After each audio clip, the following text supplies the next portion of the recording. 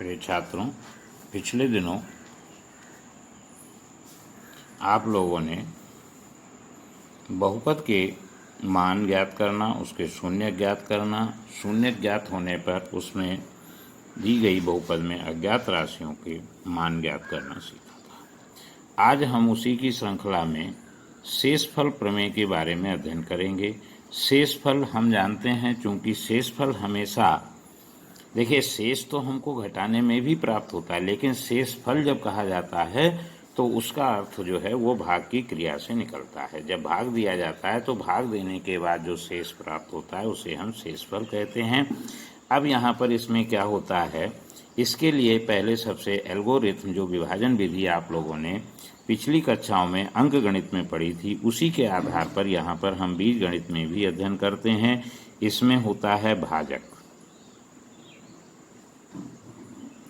भाजक अर्थात जिससे भाग दिया जाता है, ये एक बहुपद होता है स्वयं में, इसको हम px मान लेते हैं।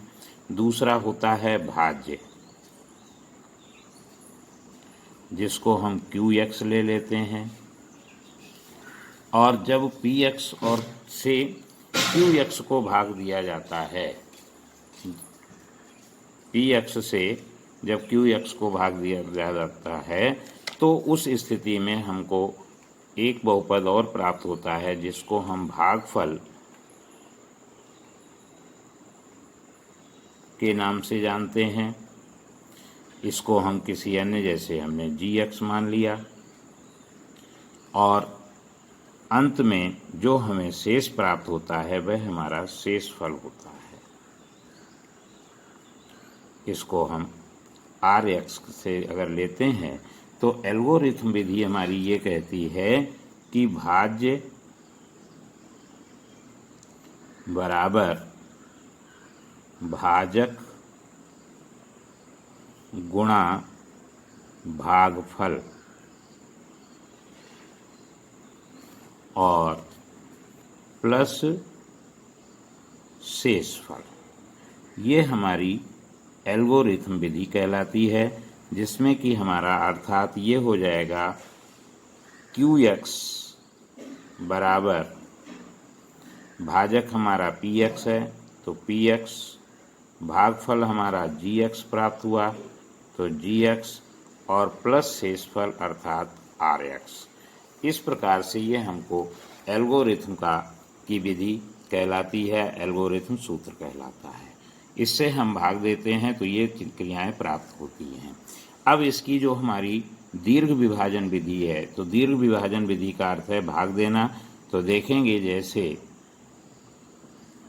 हम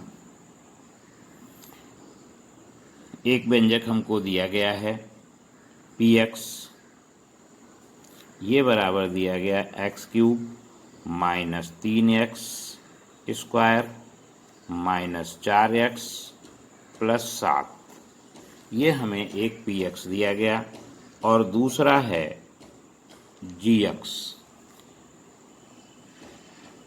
gx जो है ये हमको दिया गया है x माइनस 3। देखेंगे, अब इसमें हमको निकालना है px भाग gx, अर्थात यहाँ पर हमारा px जो है ये हमारा भाज्य हो गया, और gx जो है ये हमारा भाजक हो गया।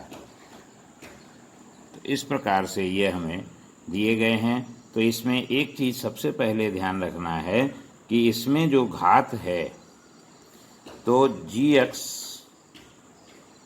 की घात सदैव छोटी या बराबर होगी px की घात की, अर्थात जो हमारा भाजक है, भाजक की घात कभी भी भाज्य की घात से बड़ी नहीं हो सकती, वह या तो छोटी होगी अथवा बराबर होगी। अब देखेंगे, जैसे कि हमको भाग देना है, तो हमारा px जो है वो दिया है x³। जब इसको हल करेंगे तो पी एक्स बराबर दिया है x cube minus 3x square, x cube minus 3x square plus 4x, x cube minus 3x square plus 4x और minus 4x plus 7, minus 4x plus 7 और ये हमें gx दिया है x माइनस 3। तो देखेंगे इसको जब हम भाग देंगे तो दीर्घ विभाजन है, तो इस तरह से x minus 3 x cube minus 3x square minus 4x plus 7 इस प्रकार से लिखेंगे। बीजगणित का भाग यद्यपि आप लोग पिछली कक्षाओं में पढ़ चुके हैं, फिर भी आप समझेंगे। देखिए, अंक गणित में जिस तरह से हम पहाड़ा पढ़ते हैं संख्याओं में, बीज गणित में हम जो चर राशि हमारी भाजक की होती है उससे और भाज्य की चर राशि की घात की तुलना की जाती है। सबसे पहले घात की तुलना करते हैं, उसके पश्चात गुणांक मिलाते हैं। तो देखेंगे यहाँ पर x की घात 1 है जो हमारा भाजक है, भाजक में x की घात 1 है और भाज्य में हमारे x की घात 3 है। दोनों की तुलना करने पर यहाँ पर दोनों की घातों का अंतर 2 है।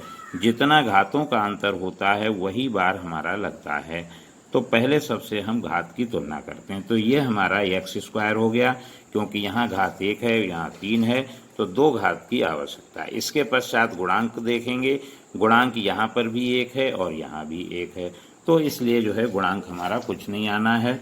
अब इसके पश्चात हम क्या करेंगे, सीधे सीधे आगे जैसे हम भाग में क्रिया करते हैं उसी प्रकार से हम यहाँ पर एक्स स्क्वायर की गुणा जब x से करेंगे तो x की घात 3 आ जाएगा, और जब एक्स स्क्वायर से इसको गुणा करेंगे तो माइनस का 3 एक्स स्क्वायर आ जाएगा। तो इस तरह से फिर भाग की क्रिया में अगला चरण घटाने का होता है। तो घटाने में बीजगणित में चिन्ह बदलते हैं, केवल चिन्हों को बदलेंगे तो ये हमारा एक्स क्यूब से एक्स क्यूब कट जाएगा। अब देखें यहाँ पर चूंकि दूसरा पद भी समान है तो समान होने के कारण ये भी कट जाएगा और विपरीत चिन्ह में है। अब ऊपर से भाग अगला स्टेप होता है ऊपर से उतारना, तो माइनस का 4x उतारेंगे। अब देखेंगे चूंकि यहाँ पर हमारा एक पद है और यहाँ 2 पद हैं। अंक गणित में ऐसी स्थिति होने पर यानी संख्या छोटी होने पर हम शून्य बढ़ाते थे। बीज गणित में शून्य नहीं बढ़ता है, बल्कि सीधे सीधे अगला पद उतार लिया जाता है और उसके जगह पर कोई कार्य नहीं होता है। तो ये अब हमारे पास 2 पद हो गए, यहाँ भी 2 पद हैं। अब देखें यहाँ x की घात और यहाँ x की घात दोनों जगह समान है। समान होने पर अब उसमें x की घात चर तो आना नहीं है, शेष अब हमारे पास इसके गुणांक की तुलना। तो यहाँ x का गुणांक -4 है और यहाँ x का गुणांक 1 है। तो 1 को जब हम -4 से गुणा करेंगे तो -4 प्राप्त होगा। बीजगणित में ये ध्यान रखना है कि एक पद को हमें समान करना है। तो अब जब -4 से गुणा करेंगे तो ये हमको मिलेगा माइनस का 4x, और इधर जब हम गुणा करेंगे तो माइनस माइनस प्लस का 4 तियाँ 12, और इस तरह से फिर से घटाएंगे तो ये हमारा प्लस हो जाएगा, ये माइनस हो जाएगा, ये कट जाएगा और यहाँ हमें प्राप्त हो जाएगा माइनस का 5। तो देखें अब ये हमारे पास जो हमें भागफल प्राप्त हुआ, भागफल ये तो प्राप्त हुआ एक्स स्क्वायर -4, और जो शेषफल प्राप्त हुआ वह हमें प्राप्त हुआ -5। ये हमारी एल्गोरिथम की दीर्घ विधि है। इसी तरह से प्रश्न को समझने के लिए एक प्रश्न और देखेंगे। यहाँ पर हमारा जो भाज्य है,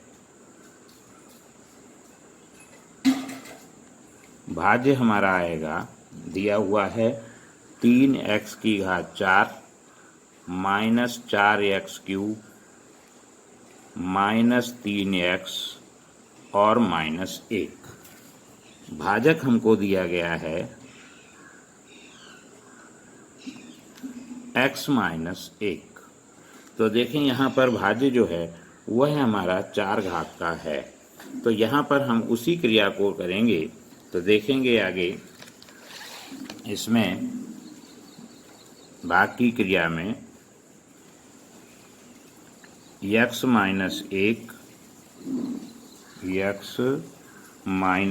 1 और इधर है 3x की घात 4 माइनस x क्यूब माइनस का 4x क्यूब माइनस का 3x और माइनस का 1।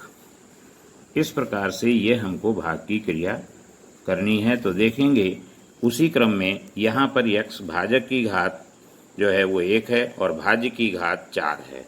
तो सबसे पहले तो घातों की तुलना होने पर x की घात 3 और उसके पश्चात हम देखते हैं यहाँ पर x की घात 4 का गुणांक भी 3 है और यहाँ गुणांक 1 है। तो 1 की 3 लाने के लिए 3 से गुणा करनी होगी।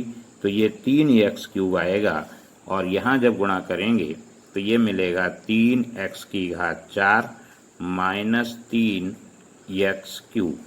अब हम घटाने की क्रिया माइनस प्लस ये पद कट जाएगा। यहाँ हमारा घट कर के बचेगा माइनस का x क्यूब, ऊपर से उतारेंगे माइनस का 3x। अब देखें यहाँ पर हम ये भी ध्यान दे लेते हैं कि अगर हमारा पहला पद माइनस का प्राप्त होता है तो भागफल में भी माइनस का ही चिन्ह आएगा। तो देखें अब यहाँ पर गुणांक हमारा समान है, x की घात यहाँ 1 है, यहाँ 3 है, तो हम x की घात 2 लगा देंगे। x की घात 2 लगाने पर हमको प्राप्त होगा माइनस x की घात 3 और माइनस माइनस प्लस का x स्क्वायर। अब देखें चिन्ह यहाँ बदलेंगे तो ये प्लस हो गया, ये माइनस हो गया। अब घात 3 का पद कट गया।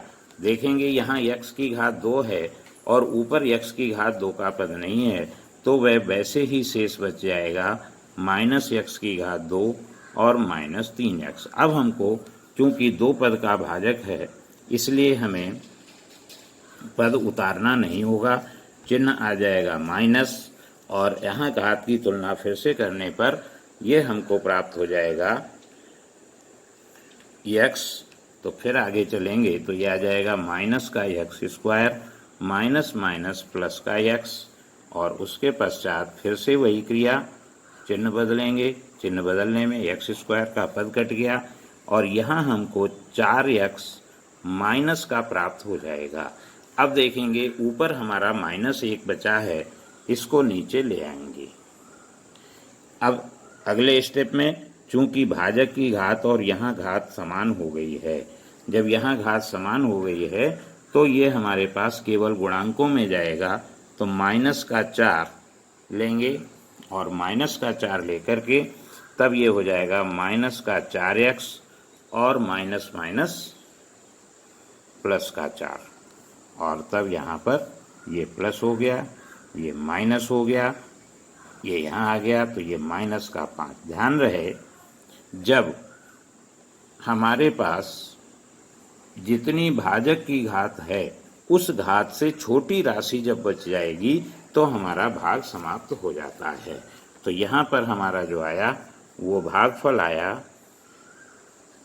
भागफल ये प्राप्त हुआ 3x क्यूब, ये प्राप्त हुआ 3x cube minus x square minus x और माइनस 4, ये हमको प्राप्त हुआ। तो इस तरह से हमको ये प्राप्त हो गए और शेष जो है शेषफल ये प्राप्त हो गया हमारा माइनस का 5। तो ये आज जो है आपको हमने बीजगणित के भाग की क्रिया को समझाया है। इसमें आप गृहकार्य में प्रश्नों को हल करेंगे। 2x² माइनस 3x प्लस 5 भाग देना है x प्लस 2 से। दूसरा प्रश्न है x की घात 3 plus 5x³ minus 7x² plus 6x plus 4, इसको भाग देना है आपको x प्लस 5 से। तीसरा प्रश्न है, दिया हुआ है x² माइनस 6x प्लस 8, इसको भाग देना है आपको x माइनस 4 से, x माइनस 4 से। तो ये 3 प्रश्न आपको घर से करने हैं। एक बार पुनः क्रिया को समझेंगे कि भाग की क्रिया में बीजगणित में सदैव सबसे पहले घातों की तुलना की जाती है, उसके पश्चात गुणांक लिए जाते हैं। और इस तरह से जब हमारा और घटाते समय चिन्ह बदलते हैं, अगले पद में जो चिन्ह हमारा आगे आएगा वही चिन्ह ऊपर जाता है, और अंत में जब भाजक की घात से छोटी राशि प्राप्त, छोटी घात का व्यंजक प्राप्त हो जाए या पदों की संख्या कम हो जाए, तब हम उसको भाग देते हैं। लेकिन वो शर्त वही है कि सबसे पहले भाजक की घात से कम घात का शेष बचना चाहिए। इस तरह से भाग की क्रिया पूर्ण होती है। इन प्रश्नों को आप हल करेंगे और ये 3 प्रश्न आपको गृह कार्य में जो दिए गए हैं इनको आप लगाएंगे। धन्यवाद।